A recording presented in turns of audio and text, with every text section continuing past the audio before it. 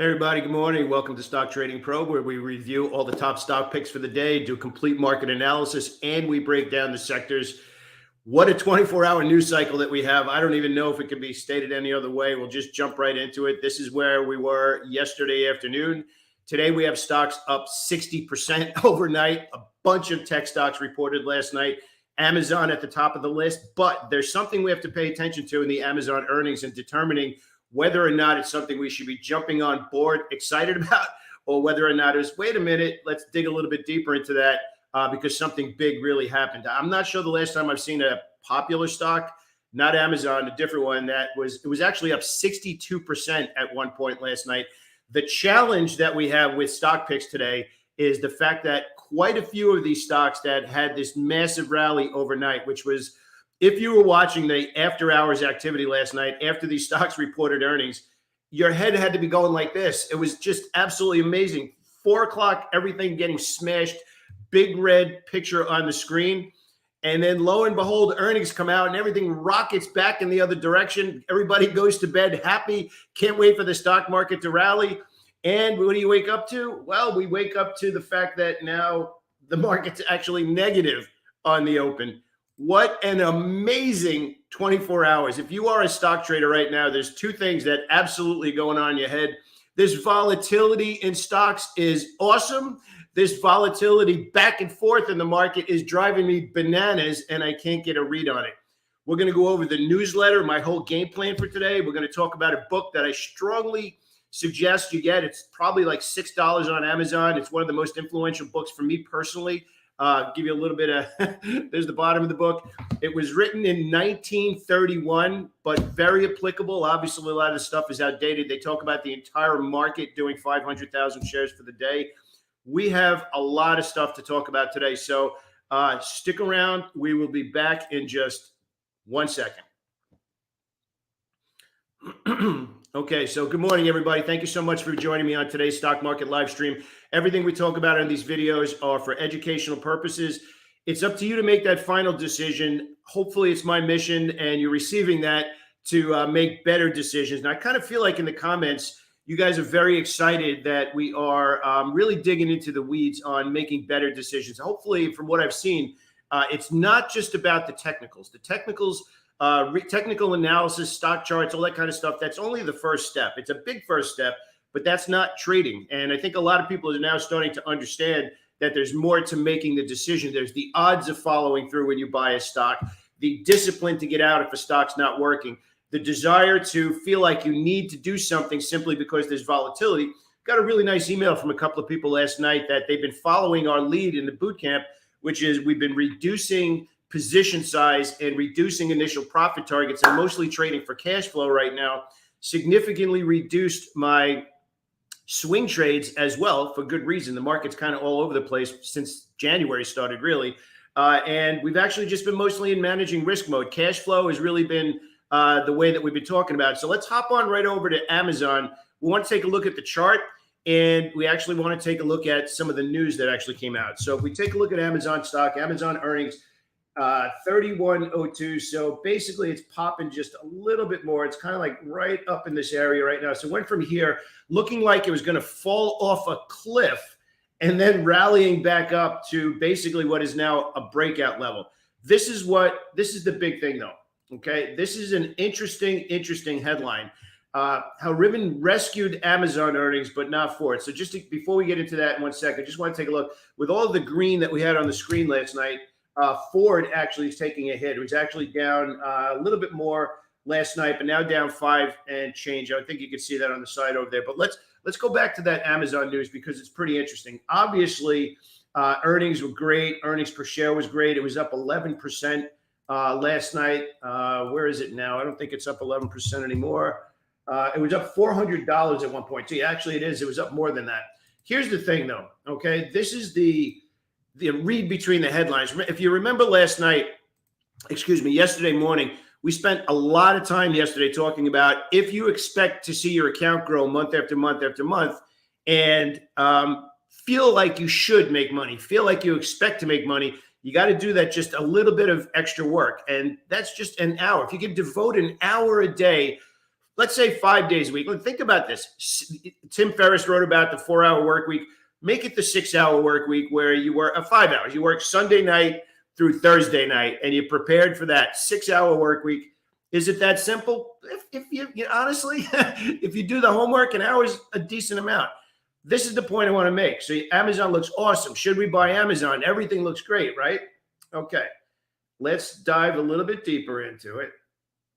And right here, and I want to make this just a little bit bigger.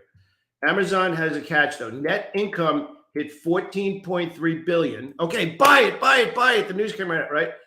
But that includes a pre-tax gain of 11.3 billion from holding Rivian stock. Let's let that sink in for a second. That's a very big difference. It still counts. I want to make it clear. It absolutely still counts. But that's a huge part of that net income coming from other areas that are not Amazon's core business. So this is kind of interesting. Before you just jump in there and you're like, man, I think this is going to hold the bid. I think this is amazing. Do a little bit of due diligence between now and, whenever you decide to put more shares on, if you're involved in it right now, and really dig in and see what actually Amazon did outside of those investments and see if that number is moving in the right direction. And that will ultimately lead to whether or not you feel that this number was a blowout number. Finally, Amazon getting out of this. I think John A. pointed it out before. It's basically almost a year trading range. You could actually see it here. We did nothing for almost a year, exploded into new levels, got crushed. And now we're right back here, right back, ironically, kind of like right back into that box, which is really, really interesting. So now we're actually up at 31.12. So we're kind of like right up in that area there. But here's the big thing. Look at that. I mean, that's not coincidence. It hasn't moved for that entire period of time. And we're sitting right at that same level again, right? Literally right there. So that's the Amazon story. Amazon was amazing. Am I looking to buy Amazon today? Well, we gave you the game plan this entire week. Volatility has been awesome as long as you have your tape reading skills, which actually going to take me into this book right now. Tape reading is the second step of buying and selling stocks successfully. The first one is stacking the order flow. Stacking the order flow means how long has smart money been buying that stock? How long have they actually been allocating money? Amazon, that's not the case. Amazon has been going sideways for the better part of 16 months, actually just broke down with the rest of the market in January of 2022 and was on the precipice of, boom, seeing a bigger move to the downside. Earnings came out. The Rivian stuff was added into the Amazon earnings. Did Amazon have bullish order flow prior to this announcement? Yes or no? Absolutely not. No way in the world. So if our job number one is to stack the order flow and recognize how long, an hour, a day, a week, 2 weeks, a month, a year, how long has the smart money been allocating real money, paying higher prices, holding higher bids, and then we just look to piggyback on that. It wasn't. It was a giant bearish gap yesterday, and price action was still pointing down. Look at that since November, and look at this for the last going all the way back to August of 2020. Now, does that mean we can't get involved in Amazon today? Of course not. Of course we could look to buy Amazon stock today, but we have to put the pieces together, say, what is the right share size? What is the right profit target if we're an active day trader or a swing trader? And if you're a longer-term investor in Amazon stock, does this mean you're adding, if you own the shares all the way up here and it's down here, are you adding to your position and bringing you kind of over here? Or are you going to wait for the news to digest a little bit and then look for a little bit longer term? For me right now, because the order flow, which is everything that I lean on, has been bearish, sideways to bearish, there is not existing bullish order flow. So if I start to build a position in Amazon, as we've been talking about, that's a lower position size because this is the first sign of a move to the other side. Now, it's great, right? It's awesome. It's up almost 12%. It's up $332. That's amazing. But it's only one morning, not even one day. It's one morning. And I want to give you something just to like real world stuff, because we just talked about this just a couple of days ago. All right. And it's right here. All right.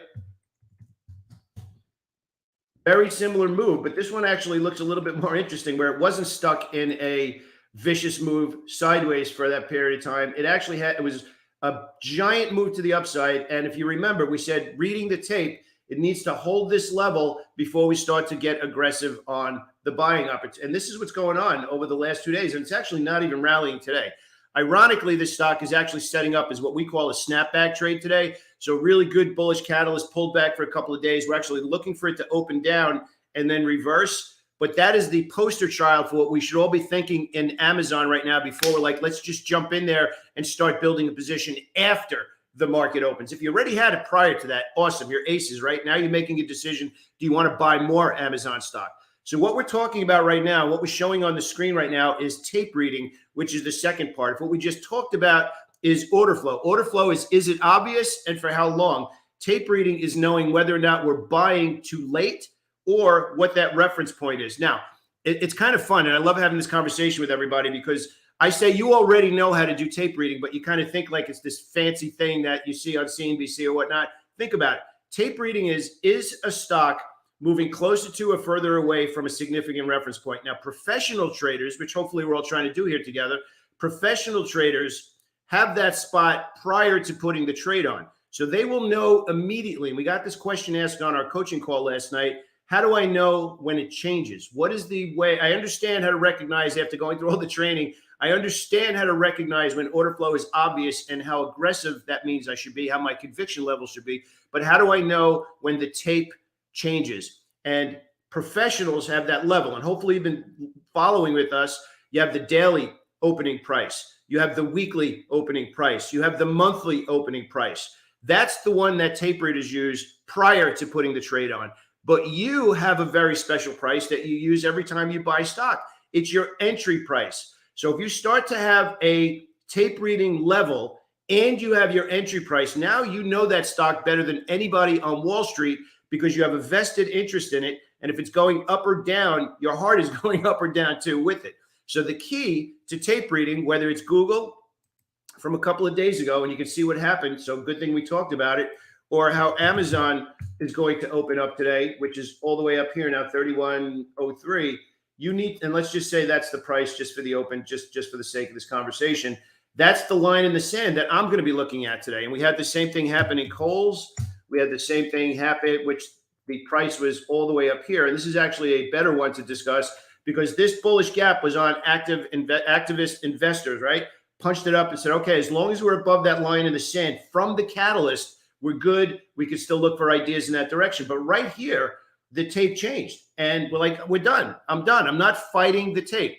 Does everybody understand that? Do me a favor. Just type in there if you understand how we saw this in Kohl's. We saw this in ATVI. We saw this in Google just 2 days ago.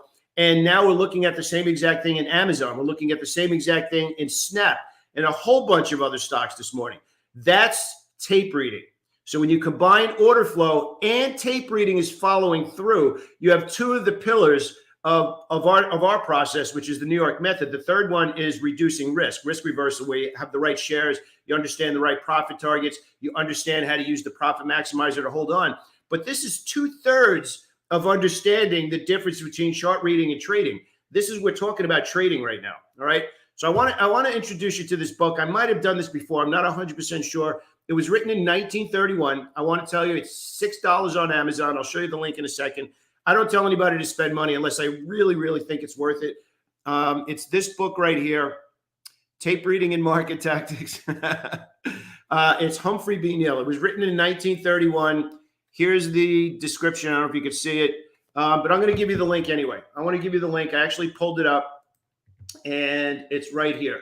So I'm going to pop this into the chat, and if you guys want to take a look at it, you can take a look at it. But the reason I'm bringing it up is because the type of head-spinning volatility that we've had in the market this week, and quite frankly, through January into February, you really, really needed to understand tape reading. You really, really need to say, okay, I understand the big picture, but where are we right now in that big picture? And this book, although it was written in 1931, has had a big influence on how I look at the market. So if you want to get some, you can probably get through it in, it's 229 pages, but for us, for traders, once we start to read something we like, you kind of buzz through it really quickly. So this book right here is definitely worth the time. All right. 1931, absolutely worth it. Absolutely worth it. Let me see. Lewis has a question. Tape reading is different for every time frame. Actually, no. No, that's the beauty of tape reading. So it doesn't matter if you're day trading, swing trading, position trading. What matters is you have a significant reference point. For some people, that could be Fibonacci levels. For some people, that could be moving averages. For me personally, it's typically the opening price of the time frame that I'm trading. So it could be the hourly opening price. It could be the daily opening price. It could be Monday's opening price. It could be February's opening price. The opening price to me is a consolidated window that is easy to understand. It's like, okay, stocks opened up on Monday. We did all of our game planning over the weekend. And now Monday's price, bam, we're right there. Nobody knows any more than anybody once you have that print, because now you're like, okay, if it started here and trades this way, buyers started the week out allocating shares, allocating buying power and buying those shares. As soon as that changes, the tape changes. Remember, this is the shorter term picture. Stacking the order flow in front of tape reading is where you not only pick a side, but now you're getting better at picking the spot and knowing exactly when that spot changes. Raise your hand. I mean, I've done this a million times way back early in my career. You're like, this is awesome. I absolutely know the side of the market, but I didn't recognize when it changed and when the tape changed, and I should have pulled back like we're doing now, where it's going like this pretty much all over the place. One other stuff that we use, I know it's not technical, one other thing that we use intraday as active traders to read the tape, and it's a very, very popular indicator, is using the VWAP.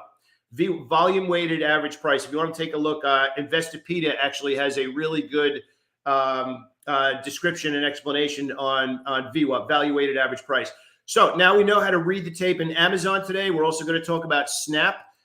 Snap earnings were just absolutely incredible, rallied 62% after hours. Let's see where it's actually hanging out right now so that we can draw that same line in the sand. So Snap 35.67, so pretty much right all the way up here. So now that's the line in the sand. So now after the market opens today, you have that print. If you're day trading, and quite honestly, it doesn't matter if you're day trading or swing trading, that's the catalyst. So we just looked at Google a couple of minutes ago. We'll go back to that one so we have a really good visual of it.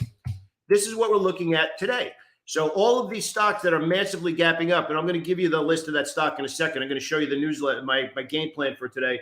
That's the line in the sand. So if you were patient and you understood tape reading, you understand how to put those pieces together, you're like, okay, this giant gap in Google is amazing, but does it hold the bid? That's the language you want to use. Does it hold the bid? So now we're going to go into the other stocks that we're going to keep an eye on today. But the one thing, obviously, the jobs report at 8:30 today. This is the thing that everybody's going to be taking a look at today. This is the market mover that the entire market's waiting on this morning, is the January jobs report. So you can see, actually, even with all of these big numbers overnight, the futures keep dancing. Let me actually drop that down to give you an idea of what's going on here. The futures keep dancing. This is the last few hours, and now we're actually rallying into the 8:30 number, which is about 40 minutes from now. So it's wacky. This is, I don't know if you're going to say it any way, it's wacky. So let's actually now get into this morning's game plan. I want to walk everybody through some of the ideas that I'm looking at today. So I just want to give you a heads up as well. If you want to follow along with this and get a copy of this for yourself, which is today's game plan, there's a link in the description for you to grab this link and then make yourself a copy of it in like a Word document or something like that. So this is all of my thoughts going into today. And then as the market unfolds, then I make different decisions on putting those trades on. And if you could do me a favor, if you find these videos helpful, please do me a favor, smash that like button and hit the up button so it lets me know that this is stuff that you really like to watch. So now we're going to break it down. We're going to go into today. So yesterday was a sea of red after Meta Platforms reported after hours and sees most tech stocks massively in the green after Amazon reported and rallied $400. Okay, so that's the context. Okay, the head spinning back and forth. To give some context, in the bullish one-day reversal, again, that's such a big emphasis. Snap was up 50%, actually more than that, 62%. As of now at 6 a.m., 59%. So if you can think about the speed with which the news cycle is churning right now, massively red, massively green, one day to the next, market selling off hard, market rallies for 5 days, market has a big bearish gap. Stock market is driving us batty right now. However, listen to what we talked about today, because regardless of all that big picture stuff, as long as you understand how to read the tape in the time frame that you're trading, so it could be day trading, could be swing trading, whatever the time frame is, you need to have a line in the sand. And if you want the most simple one, just to keep it really obvious right now, use Monday's opening price. In the case of these earnings, use the earnings gap price. That's the level to pay attention to. So we can actually take a look at Facebook on the other side of that, just to give you some context again from yesterday. If we put Facebook on the daily chart, actually, let's do 15 minutes just so I can bring it in. So here is that right there is the opening price in Facebook, Meta platforms after yesterday. And you can see only briefly did it get above there, and the rest of the day it was down. So that's now the new line in the sand. So this price here, 244.73, that would be the level that I'd be watching today. So how does that translate into today?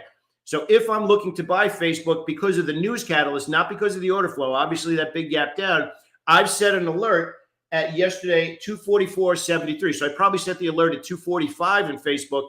And if I was going to take a short-term trade in that, that means the tape has changed from the bearish catalyst, and I'd be looking for a bullish move to the upside. We kind of saw the same thing in Netflix, and we'll take a quick look at Netflix, the same thing here, where we had this big gap to the downside. So that's not even on the chart anymore, right?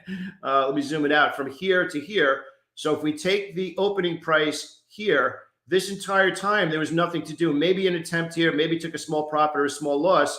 But then over here for 2 days, we got back above here. So the short sellers or early buyers stepped in, and there was a nice 2-day trade there. Now, again, I want to be super clear. We're not talking about order flow. We're not talking about bottom fishing, top picking. This is just, I'm giving you illustrations in real world of price action that recently happened so that you can learn to combine order flow with tape reading. Because what we're talking about now is irrespective of order flow. We're not talking about order flow. We're talking about a giant catalyst and when that catalyst changed. And in this case here, that was the prices that we both saw in just Amazon, not Apple, Netflix and Meta platforms.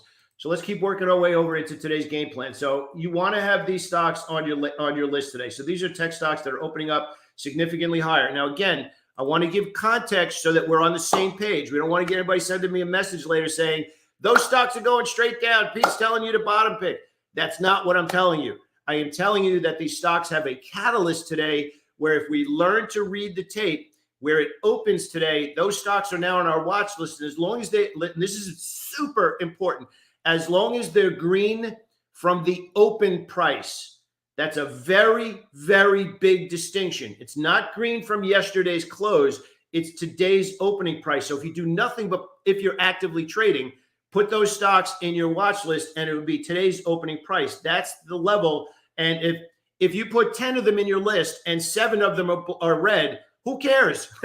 Focus on the other ones if you're good at making decisions and you want to make a short-term trade in that direction. Again, we're not talking about big picture. We are talking about tape reading today. Okay, very, very different when you're stock market order flow versus stock market and stock picking reading the tape. Okay, to say this is a remarkable 24-hour reversal, I just incredible. I don't even know if there's any other way to say it. Absolutely incredible. All right, we spent an enormous amount of time the last 5 weeks focusing on the lack of conviction in one side. This is really the big part I think that a lot of people are missing right now. The move lower off all-time highs to begin 22 was swift. And I think that's the part that a lot of people are just not really taking into consideration. Like, oh, you should have shorted heavy. You should have bought. We made all-time highs and collapsed. That's very hard to justify aggressive short sales when you just made all-time highs. Then we pushed down into short sale scenarios where the SPY went below the 200 period moving average. You're like, yeah, okay, now we got all this proof after 4 weeks of trading. Now I can start to buy those inverse ETFs expecting the market to go down. Now I can start to short sell my favorite stocks instead of buying those stocks because everything lined up. And then we get a short covering rally back in the other direction. So if you are overwhelmed, confused, your head's spinning, I got a really nice email from somebody in our community this morning, Mike Denoya, saying he's actually sat out January because it didn't make any sense to him. That's kind of smart. If the market's overwhelming you and it doesn't meet the model that's in your head, take a step back and be like, you know what? It's smarter right now for me to be in cash until it's making sense to me. Remember, we talked about this a couple of days ago, and I know somebody here quoted me on it, which is kind of cool, that if it's hard to find, it's not there.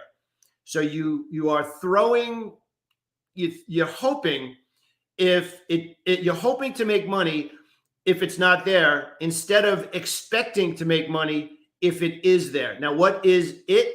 It means your edge. It means that the way you define the market needs to look before you buy stocks. So let's continue, because I'm trying to give you, I'm trying to help your sanity actually right now, because if you feel like it's you feel like you're good, you feel like you're smart, you feel like you've worked your butt off on technical analysis and you're learning to be a stock trader, and all of a sudden it feels like you're not reading anything right, you're buying high, selling low, you're doing everything wrong, it's the market.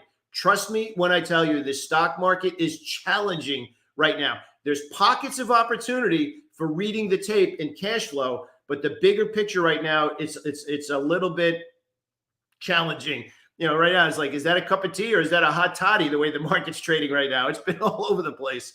All right, so let's continue here. All right, so this made it challenging to bid into stocks as indices paused at key levels. Also challenging to short sell simply because we just came off of all-time highs. All right, once the SPY paused below the 200 and interest rate hike for March unfolded, surely the next move was lower. No, we vaulted higher for 4 days and a wicked short squeeze that included two bullish gaps, which you can see here, bullish gap, followed by a bearish gap that closed on the lows just before these tech earnings were announced. Holy mackerel. I new all-time highs, vicious bearish rally, vicious short covering, bullish gap, bearish gap. Everything closes on the lows. Everything looks red.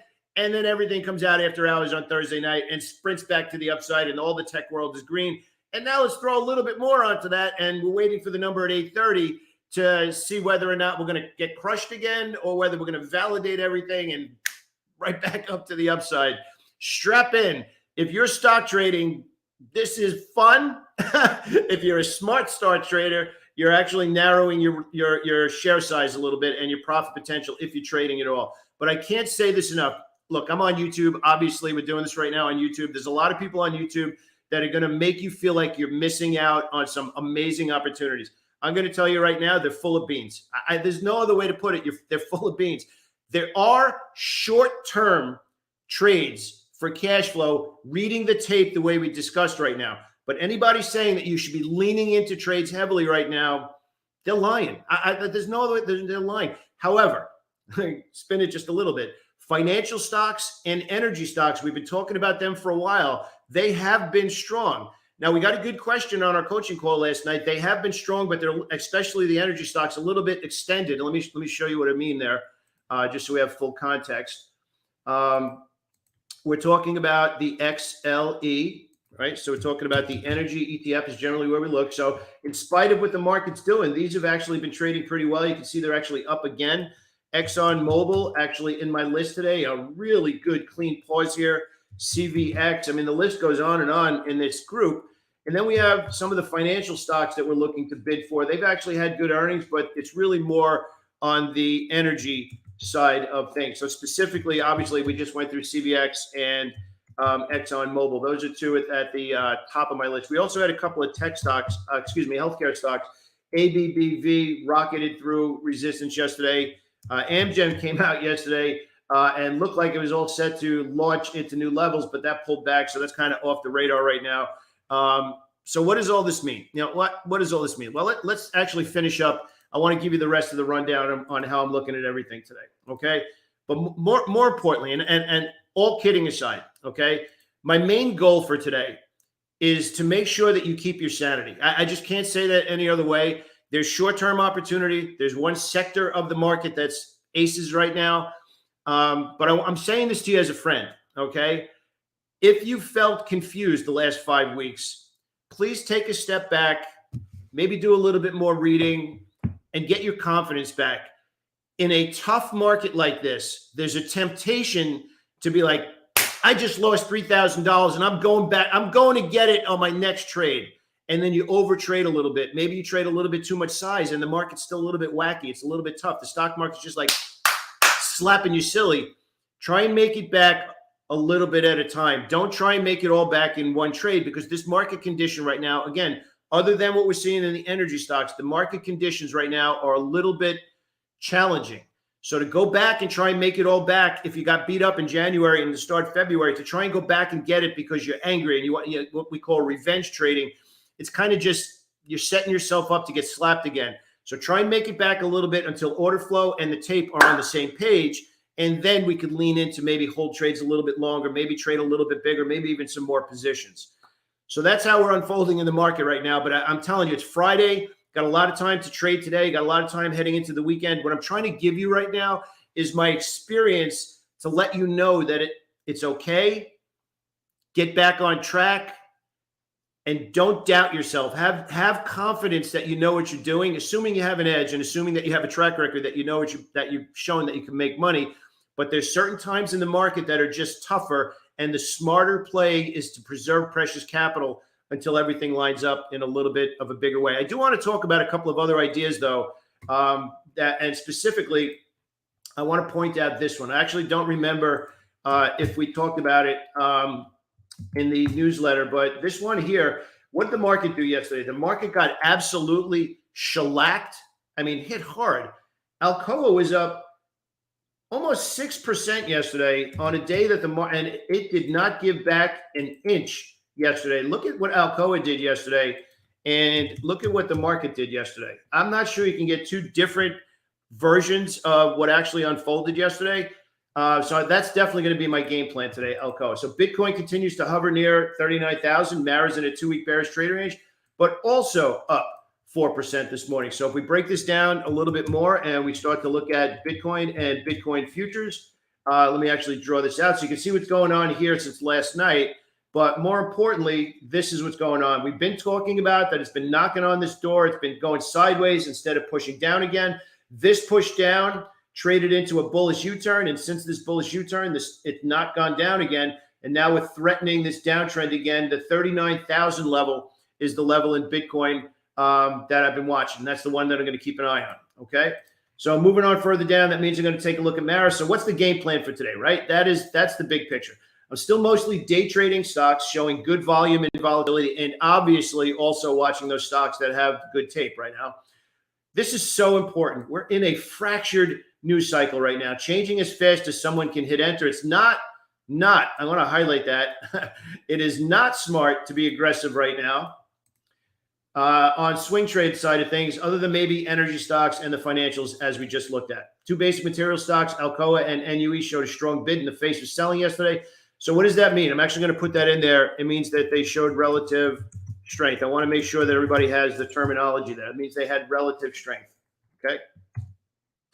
If the market decides to whiplash again, and that'll be after the 8:30 numbers this morning, to the bearish side of town, I have CAT and 3M as potential short sales today. So CAT, you can see push down and a pause, push down and a pause. So we're looking for this next move to the downside.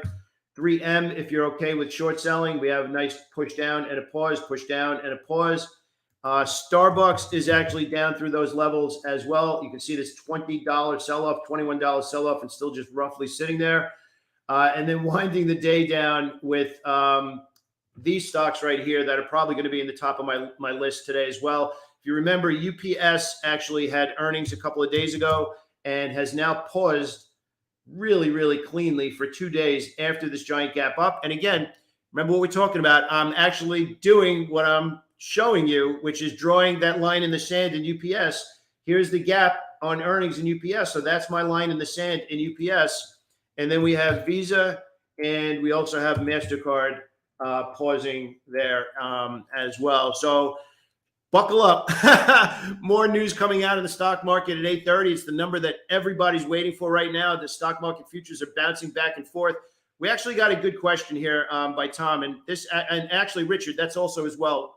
RTX, it was sticking over to those Lockheed Martin, LMT, and RTX. So Richard, thank you for that one also. So two industrial stocks that are short sales and two industrial stocks that are bullish. But I want to point this out for a second. Tom is asking why not, and Tom, you don't need to use 3 question marks. One will do. I'm a stock trader. Okay, I have no problem short selling stocks. Absolutely no problem short selling stocks. As a matter of fact, when I started trading in April of 2000, April 17th of 2000, we basically had a bear market for 2.5 years. I did nothing but short sell. I prefer short selling stocks. I think it's easier. I think I could work the positions better, assuming you understand the mechanics of getting out of short sales. Tom is asking, why not be a buyer of inverse ETFs? Let me just put that back on the screen there. And Tom, please, we're friends. You don't have to use multiple question marks. If you don't understand short selling, if you do not want to short sell because you have a moral obligation about, I don't want to bet against companies going down, I understand that. So the inverse ETFs, like Tom pointed out there, and there's a few more of them, they go up when the market goes down. Now, some of them are leveraged, so the leverage is a little bit different. They move a little bit quicker. They move faster. The one that he talked about is probably one of the more popular ones. So if the market's going down and your mind really just prefers to be a buyer, as the market's going down, those inverse ETFs go up. So take a look at that. I'll put it up here again.